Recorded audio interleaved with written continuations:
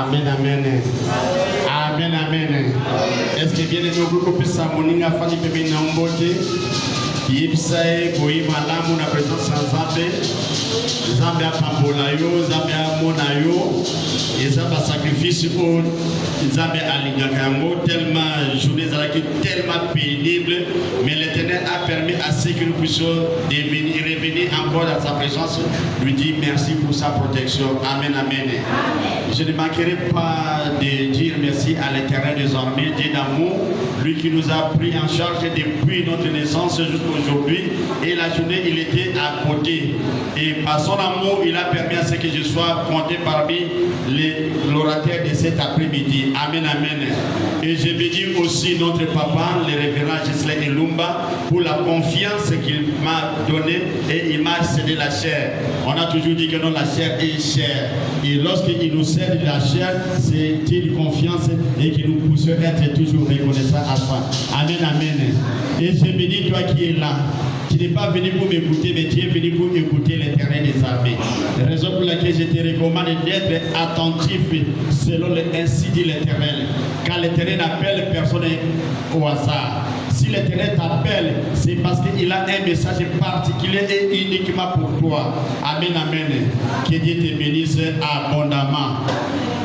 Et voilà, sans plus tarder, nous avons quelques écritures que l'Éternel nous a inspirés pour que nous puissions partager cet après-midi. Là, je suis au livre de Genèse, chapitre 1er. Le premier verset jusqu'au 4e verset. Nous prenons le deuxième texte, Ésaïe, chapitre 9, le premier verset. Notre troisième texte, Jean 8, verset 12. Et puis Éphésiens chapitre 5, verset 8. Je disais, Genèse chapitre 1er, le premier verset au 4e verset. Ésaïe chapitre 9, le premier verset. Jean 8, 12e verset. Éphésiens 5, 8e verset. Pour le respect de la parole de Dieu, je vous supplie de se mettre debout pour honorer la parole de Dieu qui est Dieu. Je lis au nom de Jésus-Christ.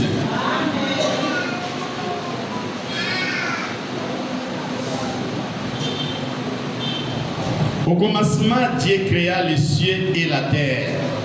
La terre était informe et vide.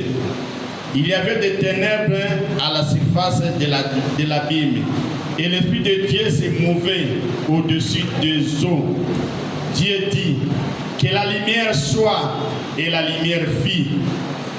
Dieu vit que la lumière était bonne, et Dieu sépara la lumière d'avec les ténèbres.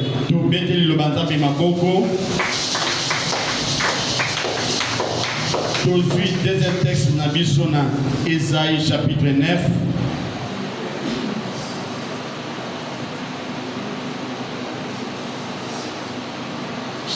Ésaïe chapitre 9, le premier verset, je lis au nom de Jésus-Christ.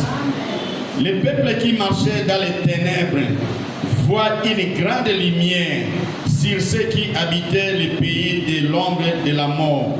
Une lumière répandue de Bethel le Banzambi Maboko. Aujourd'hui, Jean, chapitre 8, le 12e verset. Je lis au nom de Jésus-Christ. Jésus leur parla de nouveau et dit: je suis la lumière du monde.